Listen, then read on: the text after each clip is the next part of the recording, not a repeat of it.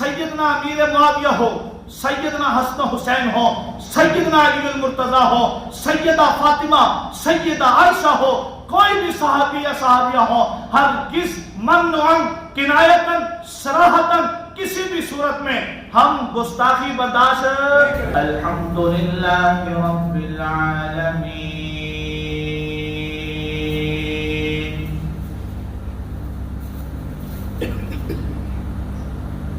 والصلاة والسلام على أشرف الأنبياء والمعصومين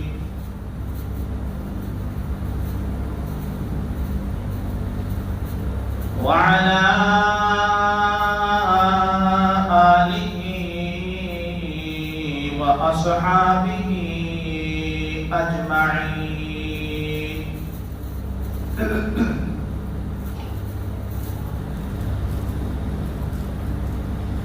لا سيما على الخلفاء الراشدين المهديين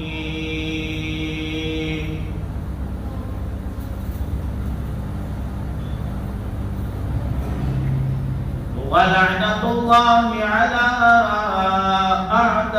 أعدائهم الرافضين الكافرين المرتدين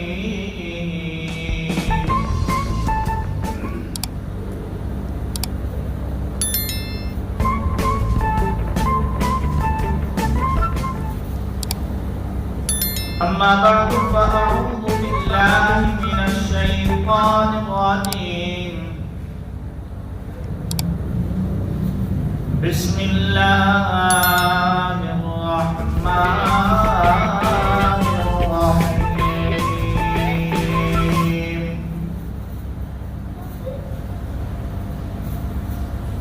قال الله تبارك وتعالى في كلامه المجيد والفرقان الحميد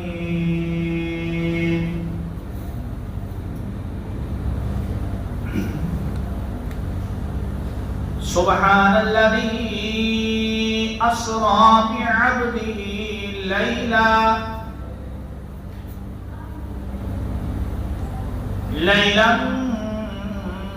من المسجد الحرام إلى المسجد الأقصى صدق الله العلي العظيم وبلغنا رسوله النبي الكريم ونحن على ذلك لمن الشاهدين والشاكرين والحمد لله رب العالمين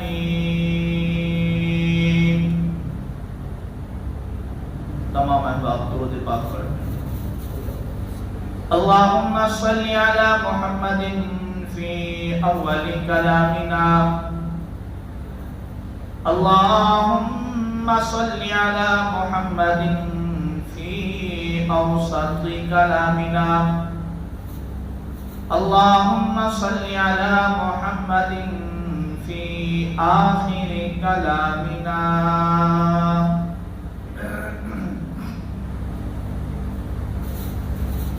واجب الاحترام قابل صد احترام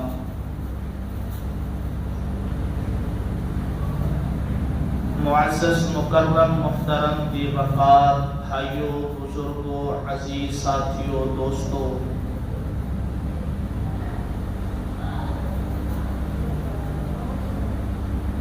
رجب المرجب کی آج آخری تاریخ ہے۔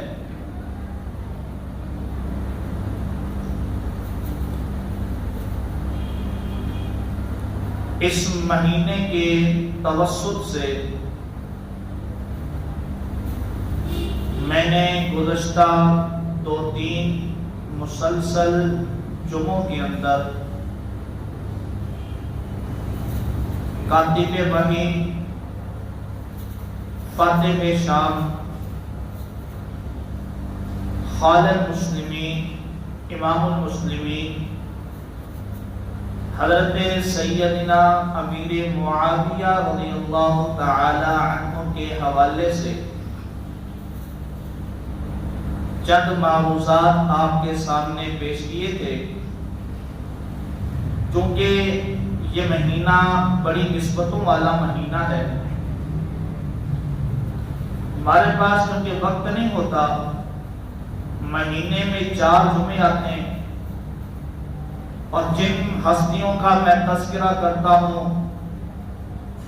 اگر مفصل اور مدلل انداز میں ان کا تذکرہ کیا جائے تو 4 جمعے تو کیا ہزاروں جمعے گزر جائیں گے، ان کا تذکرہ ختم نہیں ہو سکتا. اور اس مہینے میں، اسی مہینے کی 13 تاریخ کو فاتح خیبر، شیر خدا، اسد اللہ الغالب، حضرت سیدنا امام علی المرتضی رضی اللہ تعالی عنہ کا یوم پیدائش بھی ہے. اسی مہینے میں امام اعظم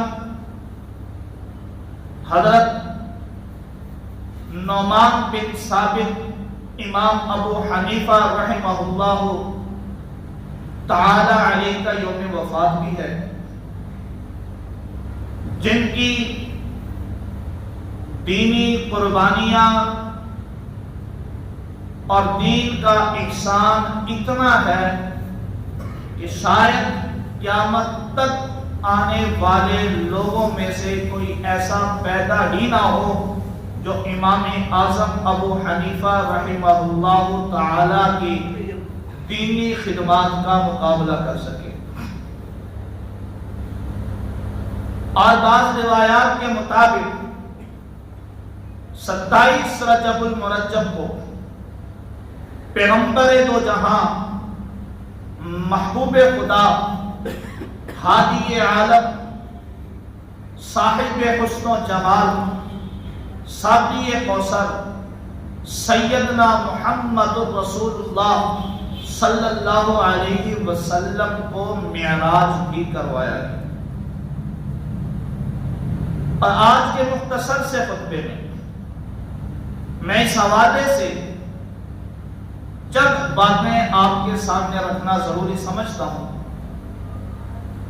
آپ کو پتہ ہونا چاہیے ہم پیغمبر کی معراج کو بھی مانتے ہیں، اور معراج وہ مانتے ہیں کہ ہمارا نظریہ عقیدہ یہ ہے کہ پیغمبر اپنے جسم اطہر کے ساتھ اسی حالت میں مسجد حرام سے مسجد اقصی تک، مسجد اقصی سے پہلے آسمان تک، پہلے آسمان سے 7ویں آسمان تک، پھر اس کے بعد سدرۃ المنتہا سے عرش معلی تک، پھر عرش معلی سے اوپر جنت اور دیگر مقامات تک اللہ نے اپنے محبوب کو بلوایا ہے.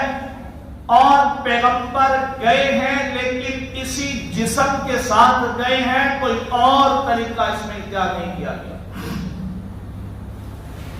معراج 2 طرح کی ہوتی ہے. ایک معراج ظاہری ہوتی ہے. معراج کا معنی ہے بلندی. معراج عروج سے ہے. عروج کہتے ہیں بلند ہونے کو. معراج کی 2 قسمیں، معراج باطنی، معراج ظاہری. باطنی معراج کیا ہے؟ ظاہری معراج کیا ہے؟ ظاہری معراج یہ ہے، آپ بیٹھے، نیچے تشریف فرمائیں، میں کرسی پہ بیٹھا ہوں، آپ نیچے ہیں، میں اوپر ہوں، آپ پست ہیں، میں بلند ہوں. کوئی اسٹیج پر بیٹھا ہے، کوئی نیچے بیٹھا ہے. اب جو اسٹیج پر بیٹھنے والے ہیں یہ اوپر ہیں، یہ بلند ہیں، یہ ظاہری معراج ہے. باطنی معراج کیا ہے؟ آپ بھی نیچے بیٹھے ہیں، میں بھی نیچے بیٹھا ہوں، استاذ بھی نیچے بیٹھا ہے، شاگرد بھی نیچے بیٹھے ہیں، پیر بھی نیچے بیٹھا ہے، مرید بھی نیچے بیٹھا ہے، سارے برابری طور پر بیٹھے ہیں۔ یہ باطنی معراج ہے۔ میرے محبوب کو دونوں معراج کروائی گئی۔ میرے نبی کی باطنی معراج یہ ہے کہ پیغمبر بھی مسجد نبوی کے مصلی پر بیٹھے ہیں تو صحابہ بھی ساتھ صفوں میں بیٹھے ہیں۔ پیغمبر بھی جناب چٹائی پر سو رہے ہیں، صحابہ بھی چٹائی پر سو رہے ہیں۔ پیغمبر کو بھی کھانا میسر نہیں، صحابہ کو بھی کھانا میسر نہیں۔ پیغمبر فاقے کی وجہ سے پیٹ پر پتھر باندھتے ہیں، صحابہ فاقے کی وجہ سے پیٹ پر پتھر باندھتے ہیں۔ پیغمبر جہاد کے لیے چلتے ہیں، صحابہ ساتھ چلتے ہیں۔ پیغمبر سفر کے لیے چلتے ہیں، صحابہ ساتھ چلتے ہیں۔ پیغمبر حضر میں ہے تو صحابہ ساتھ ہیں۔ یوں مل بیٹھنا یہ بھی پیغمبر کی معراج ہے، یہ پیغمبر کی باطنی معراج ہے۔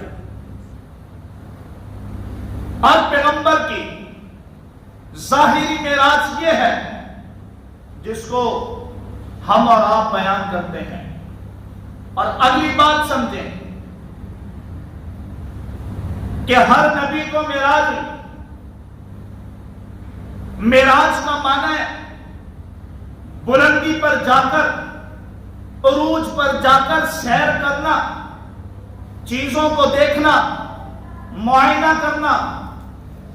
ہر نبی کی معراج ہوئی اور ہر نبی نے وہاں تک معراج کی جہاں تک اس کی نبوت۔ بات سمجھنا،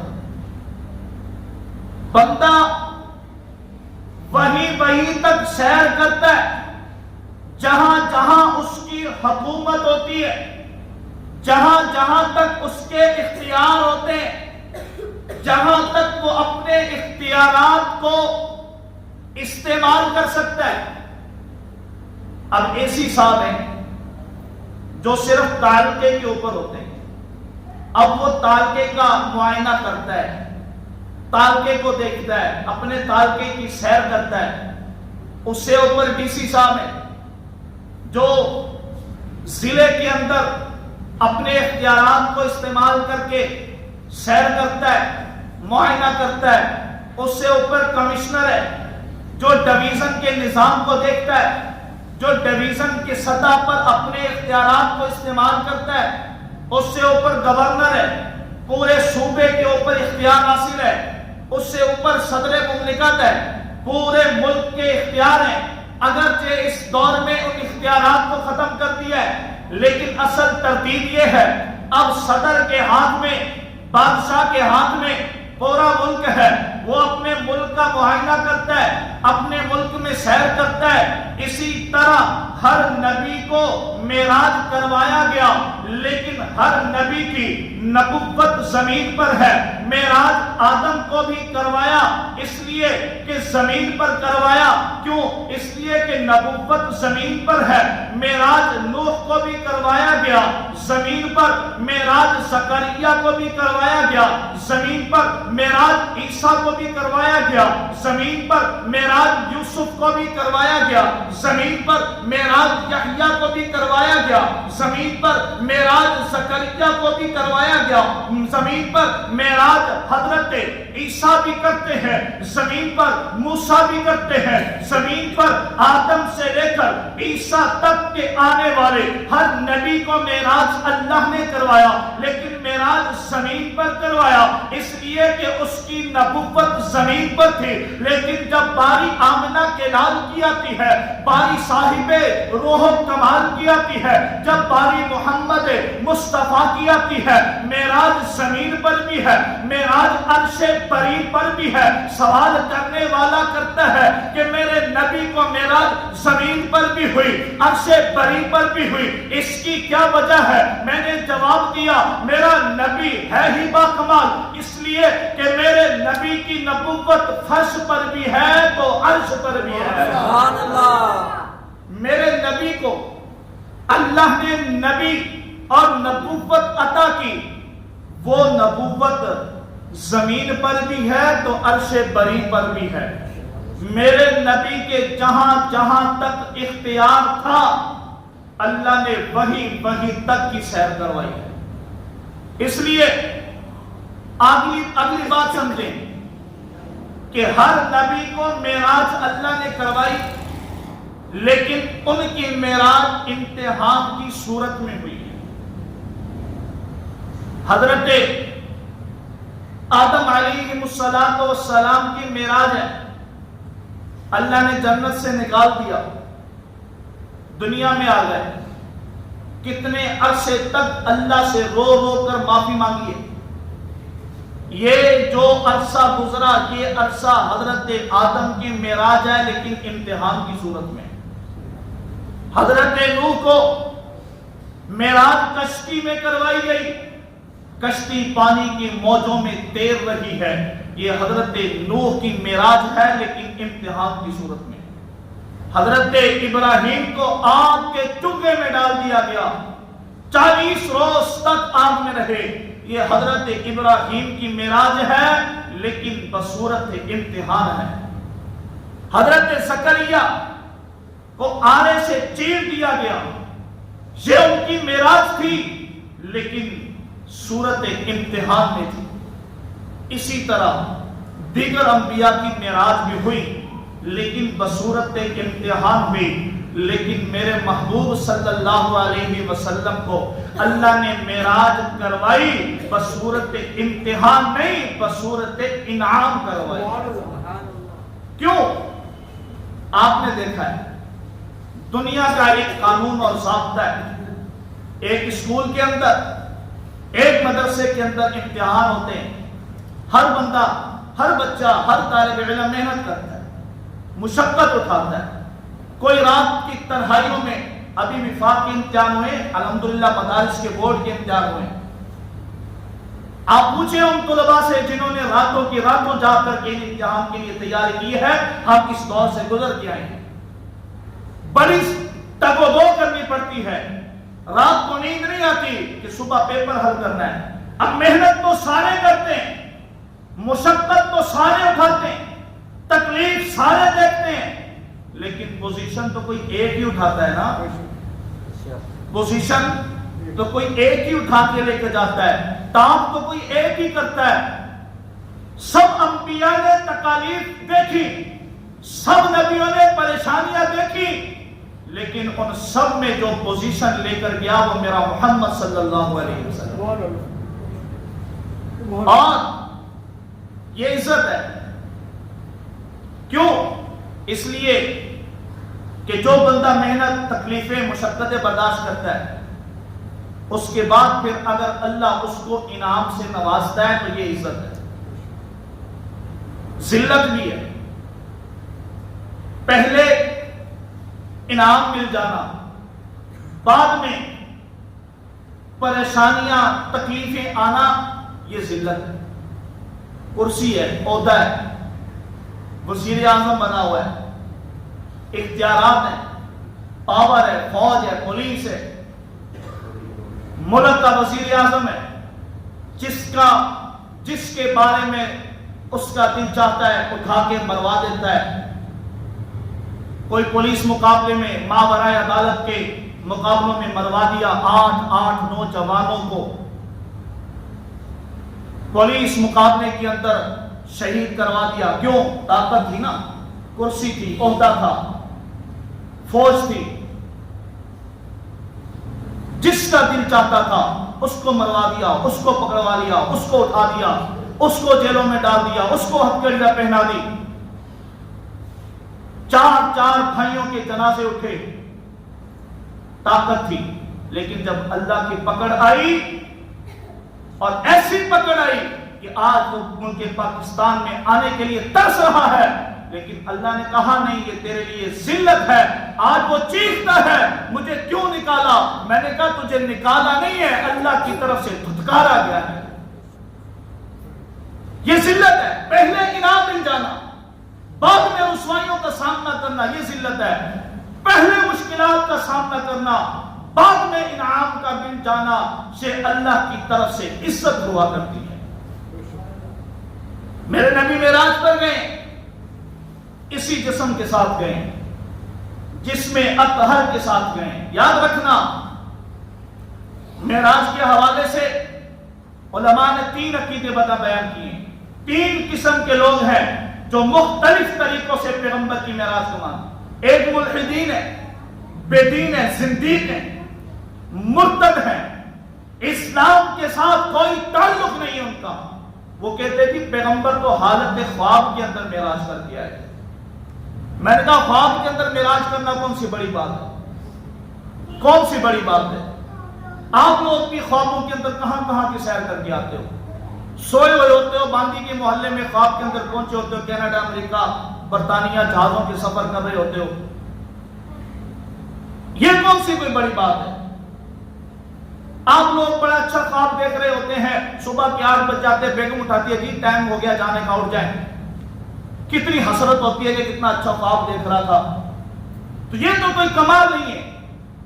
دوسرا عقیدہ مشرکین کا ہے، جو یہ عقیدہ رکھتے ہیں کہ پیغمبر جب مسجد حرام سے لے کر مسجد اقصی تک گئے تو بشر ہی تھے، پھر مسجد اقصی سے جب آسمانوں کا سفر ہوا تو نوری لباس پہنا دیا گیا، نوری پگڑی پہنا دی گئی، نوری چپل پہنا دی گئی، پھر آسمانوں سے چلتے چلتے سدرۃ المنتہا تک پہنچے، وہاں سے آگے تو نوری بھی نہیں جا سکتے تھے۔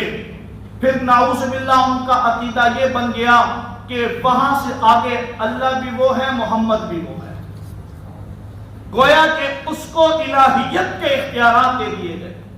یہ مشرکین کا عقیدہ ہے۔ اور اہل سنت والجماعت کا عقیدہ اور نظریہ یہ ہے کہ میرے نبی اسی جسم کے ساتھ مسجد حرام سے لے کر سدرۃ المنتہا سے لے کر عرش معلیٰ تک گئے اور اسی جسم کے ساتھ گئے۔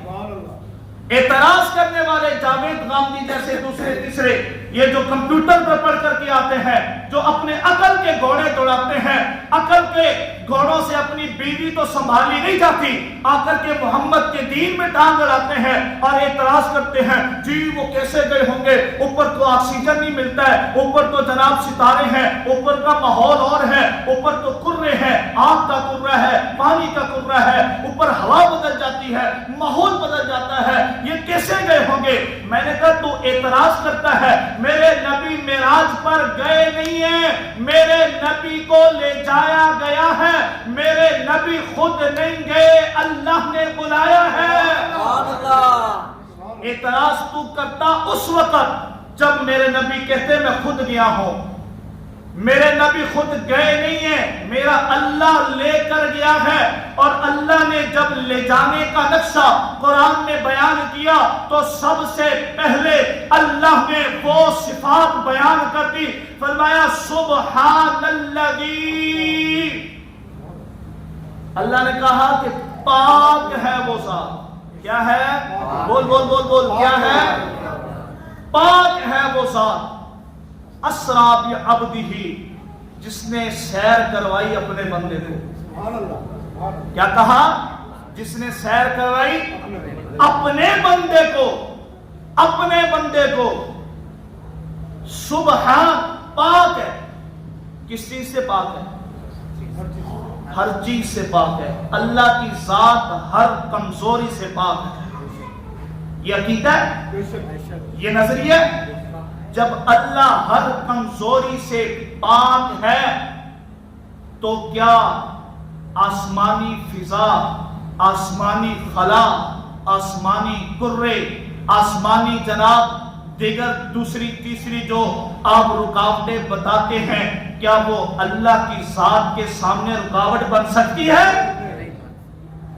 جب اللہ تجھے مجھے ایک ناپاک غلیظ ترین نطفے سے انسان بنا دیتا ہے تو کیا وہ اللہ زمین سے اپنے محبوب کو عرش تک نہیں لے جا سکتا؟ یہ عقیدہ غلط ہے، غلط ہے۔ یہ مشرکوں ملحدوں والا عقیدہ ہے کہ پیغمبر نوری بن کر گئے تھے، میں نے کہا اگر نوری بن کر گئے تھے تو پھر عبدی ہی کا کیوں لفظ استعمال کیا اللہ نے؟ اللہ نے بتا دیا کہ میرا محبوب اپنی طاقت اور قوت سے آیا نہیں ہے، بلکہ میں اللہ اپنے محبوب کو لے کر کے گیا۔ حضرت جبرائیل کو بھیجا نا، جا میرے محبوب کو لے کر کے آؤ۔ حضرت جبرائیل نے پوچھا اللہ کیسے لے کر آؤں؟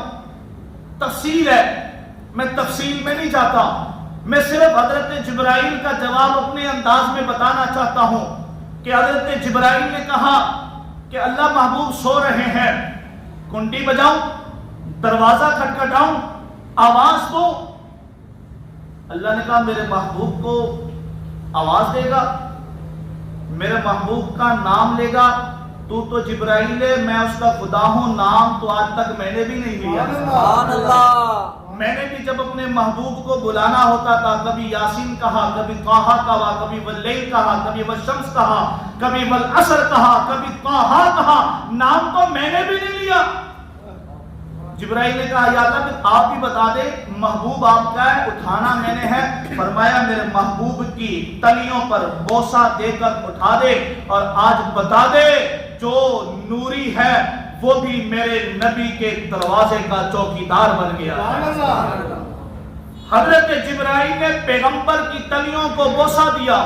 میں نے تصورات میں حضرت جبرائیل سے سوال کیا، جبرائیل بتانا تو نے تو دنیا جہان دیکھا ہوا ہے، تو نے مشرق و مغرب بھی دیکھا، تو نے شمال و جنوب بھی دیکھا، تو نے آدم کی نبوت بھی دیکھی، تو نے حضرت نوح کی نبوت بھی دیکھی، حضرت زکریا کی نبوت بھی دیکھی، حضرت عیسیٰ کی نبوت بھی دیکھی، حضرت موسیٰ کی نبوت بھی دیکھی، تو نے 1,24,000 انبیاء کا دور نبوت دیکھا، بتانا مزہ کہاں آیا؟ تو حضرت جبرائیل نے اپنے انداز میں مجھے جواب دیا، فرمایا کہ نہ جنت کی گلیوں میں دیکھا مزہ جو محمد کی تلیوں میں دیکھا۔ پیغمبر معراج پر گئے، سارا واقعہ تفصیل طلب ہے۔ معراج ہوئی، اللہ نے انعام دیے، بہت ساری باتیں ہوئیں، دو محبوب اکٹھے ہوئے، حبدار بھی ہے، محبوب بھی ہے، تیسرا وہاں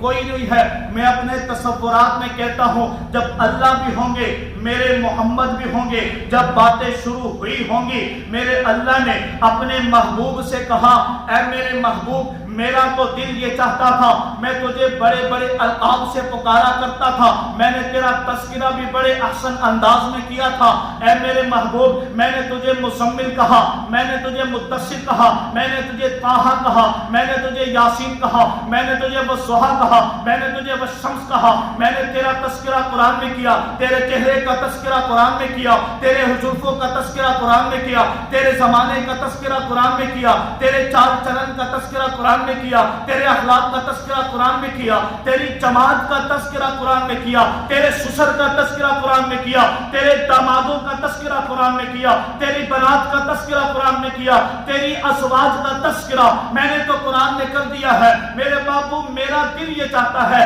کہ آج تو مجھے بتانا میں تجھے کس القاب سے پکاروں، میں تجھے کس نام سے پکاروں۔ میرے نبی نے جواب دیا اے میرے اللہ میں اپنی حقیقت کو بھولا نہیں ہوں، میں نے وہ مصیبتیں بھی دیکھی، میں وہ مشکلات دیکھ کر کے یہاں آیا ہوں، میں محمد یہ چاہتا ہوں مجھے اگر تو لقب دینا چاہتا ہے تو عبدیت کا لقب دے دے تاکہ دنیا کو پتا چل جائے اللہ اور ہے اور اس کا بندہ محمد رسول اللہ ہے۔ علماء نے لکھا ہے کہ میرے نبی نے بتایا کہ اللہ نے مجھ سے یہ سوال کیا تھا، میں نے اللہ سے یہ کہا تھا کہ مجھے عبدیت کے لقب سے پکارنا، اسی لیے اللہ نے قرآن میں بیان کیا سبحان الذی اسری بعبدہ، کہ میں نے اپنے بندے کو اپنی نوری کو نہیں کہا، اپنے فرشتے کو نہیں کہا، ہاں اللہ نے بندے عبدیت کی صفت بیان کر کے بتا دیا کہ یہ عابد ہے میں معبود ہوں، یہ ساجد ہے میں مسجود ہوں، یہ رزق لینے والا ہے میں رزق دینے والا ہوں، یہ مجھ سے مشکلات حل کروانے والا ہے اور میں مشکل کشا ہوں۔ معراج کا واقعہ مشرک اور موحد کے عقیدے کو واضح طور پر بیان کر دیتا ہے۔ میرا نبی معراج کر کے آیا، واپسی ہو رہی ہے، جبرائیل کے ساتھ نبی آ رہے ہیں۔ پیغمبر صلی اللہ علیہ وسلم نے جبرائیل سے کہا، جبرائیل میں معراج کر کے آ رہا ہوں، میں نے اتنی سیر کی ہے، رات کی وقت کے مختصر سے حصے میں زمین سے آسمان تک گیا ہوں۔ میں نے پہلے آسمان پر ایک نبی سے ملاقات کی، دوسرے آسمان پر نبی سے ملاقات کی، تیسرے آسمان پر نبی سے ملاقات کی۔ میں نے سارے نبیوں سے جو آسمانوں پر ترتیب سے میں نے ملاقات کی ہے، میں عرش معلیٰ پر گیا ہوں، میں سدرۃ المنتہا تک گیا ہوں، میں نے جنت کی سیر کی ہے، میں نے جنت میں حضرت عمر کا بنا ہوا بنگلہ بھی دیکھا ہے، میں نے جنت میں ابو بکر کی صداقت کو دیکھا ہے، میں نے جنت میں حضرت بلال کے چلنے کی آہٹ کو سنا ہے، میں نے جنت میں صحابہ کے مقام دیکھے ہیں، میں نے جنت کے پتیوں کو دیکھا ہے، میں نے جنت کی خوشبوؤں کو سونگا ہے، میں نے جنت کی نہروں کو دیکھا ہے، میں نے اللہ سے ملاقات کی ہے۔ رات کے اس مختصر سے حصے میں آسمان دنیا سے، آسمان پر میں زمین سے آسمان تک گیا ہوں، میں نے یہ ساری سیر کی ہے۔ اب میں دوبارہ اپنی قوم کی طرف جا رہا ہوں۔ ان قومی لا یصدقونی، میری قوم میری بات کی تصدیق نہیں کرے گی، میری قوم میری بات کو جھٹلا دے گی، میری قوم میرے قصے کو جھٹلا دے گی، میری قوم میرے اس معراج کے سفر کو جھٹلا دے گی، میری قوم میری بات کی تصدیق نہیں کرے گی۔ فقال لہ جبرائیل، جبرائیل نے کہا یا رسول اللہ، پریشان ہونے کی بات نہیں ہے، گھبرانے کی بات نہیں ہے، مایوس ہونے کی بات نہیں ہے، آپ جائیں تو صحیح، آپ واقعہ معراج کا بیان کرنا آپ کا کام ہے، آپ کے واقعے کی تصدیق کرنا ابو بکر کا کام ہے۔ آپ جائیں تو صحیح، ابو بکر منتظر ہے۔ کیوں؟ اس لیے کہ والذی جاء بالصدق وصدق بہ، صدق سے مراد محمد الرسول اللہ ہے اور وصدق بہ سے مراد ابو بکر صدیق ہے۔ پیغمبر آگے، ابو جہل ملا ابو بکر سے، ابو بکر ایک بات بتاؤں، بھلا ایسا بھی ہو سکتا ہے کہ کوئی بندہ کہے کہ میں جی رات کو چلا ہوں زمین سے آسمان، آسمان سے ساتویں آسمان، پھر میں نے جنت جہنم دوسرے لوگوں کے حالات اللہ سے ملاقات کر کے آؤں رات کے مختصر سے وقت میں، بھلا ایسا بھی ہو سکتا ہے؟ ابو بکر نے کہا تیری بات کی میں بعد میں تصدیق کروں گا، پہلے یہ بتا یہ دعویٰ کون کرتا ہے؟ ابو جہل نے کہا تیرا نبی اس بات کا دعویٰ کرتا ہے۔ صدیق اکبر نے کہا اگر یہ بات نبی کی ہے تو میں ابو بکر تصدیق کر کے کہتا ہوں یہ بات حق اور سچ ہے۔ یہ نبی کے صحابہ تھے، یہ نبی کا جانسار صحابی تھا۔ اور میں آخر میں یہ بات بتانا چاہتا ہوں کہ مجھے آج ساتھیوں نے فون کر کے بتایا کہ یہاں باندی کے اندر سیدنا امیر معاویہ رضی اللہ تعالیٰ عنہ کے حوالے سے گستاخانہ فیس بک پر سوشل میڈیا پر کمنٹس کیے گئے، اور یہ بات یہاں کے ذمہ دار ساتھی جانتے ہیں۔ وہ شخص جس نے یہ کمنٹس کیے ہیں اس نے لا تعلقی کا اظہار بھی کیا ہے، 2 پوسٹیں بنا کر کے اس نے شائع کی ہیں، لیکن سوال یہ ہے کہ اس امن کو خراب کرنے کی کیا ضرورت ہے؟ آپ لوگ یہاں کے ہو، شہر آپ لوگوں کا ہے، کاروبار آپ لوگوں کے ہیں، ذمہ دار آپ لوگ ہیں، اس طرح کے کامنٹ کر کے سیدنا امیر معاویہ رضی اللہ تعالی عنہ کی شان اقدس میں گستاخی کی جا رہی ہے۔ شاید یہ بھول گئے ہیں وہ دور چلا گیا کہ جب تم صحابہ کی گستاخی کر کے دندناتے پھرتے تھے۔ آج حق نواز کے بیٹے علامہ غازی اورنگزیب فاروقی نے ہر سنی نوجوانوں کے دلوں میں، خون میں یہ دورہ پیدا کر چھوڑی ہے کہ جب بھی جہاں بھی صحابہ کا گستاخ جس حالت میں آئے گا اس کا راستہ روکا جائے گا انشاءاللہ۔ اور یہاں کے ساتھیوں نے کوشش کر کے، انتظامیہ نے از خود نوٹس لے کر کے اس واقعے کی تحقیق کرائی ہے۔ میں خراج تحسین اور خراج عقیدت پیش کرتا ہوں SHO صاحب کو، DSP صاحب کو، جنہوں نے از خود نوٹس لیا اس معاملے کا، اور اگر اسی طرح دیگر شہروں کے حوالے سے بھی ہماری پولیس انتظامیہ اور دیگر قانون نافذ کرنے والے ادارے اور دیگر ہمارے جو ادارے ہیں، اگر اسی طرح ان کا نوٹس لیا جائے، ان کے خلاف کارروائی کی جائے، تو وہ وقت دور نہیں ہے کہ انشاءاللہ العزیز صحابہ کے گستاخ کو لگام دے دی جائے گی انشاءاللہ۔ آپ لوگ چکنے رہنا، آپ لوگوں نے ہر میدان میں ان کا تعاقب کرنا ہے۔ ہم کسی صحابی کی گستاخی برداشت نہیں کریں گے، یہ ہمارا واضح اعلان ہے۔ ہمیں امن پسند ہے اور ہم نے ہمیشہ امن کی بات کی ہے، لیکن یاد رکھنا ہماری امن پسندی کو بے غیرتی اور بزدلی تسلیم نہ کیا جائے۔ ہم امن پسند ضرور ہیں، لیکن جب باری صحابہ کی عزت اور عظمت کی آئے گی، ہم امن کو پاؤں کی نوک پر رکھیں گے، ہم صحابہ کا دفاع کریں گے انشاءاللہ۔ حضرت معاویہ رضی اللہ تعالی عنہ وہ جلیل قدر صحابی ہیں جس کے بارے میں میں نے آپ سے پہلے بھی کہا تھا کہ اللہ کے نبی نے معاویہ کو یہ دعا دی تھی کہ یا اللہ معاویہ کو وہ قوت عطا کر دے کہ جو معاویہ کے مقابلے میں آئے وہ نیست و نابوس ہو جائے۔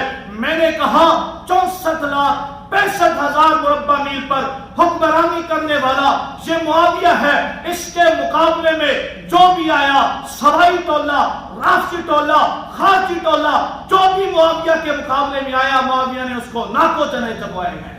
اور انشاءاللہ العزیز آئندہ ہم سیدنا امیر معاویہ ہو، سیدنا حسن حسین ہو، سیدنا علی المرتضیٰ ہو، سیدہ فاطمہ، سیدہ عائشہ ہو، کوئی بھی صحابی یا صحابیہ ہو، ہرگز ممنوعاً، کنایتاً، صراحتاً کسی بھی صورت میں ہم گستاخی برداشت نہیں کریں گے۔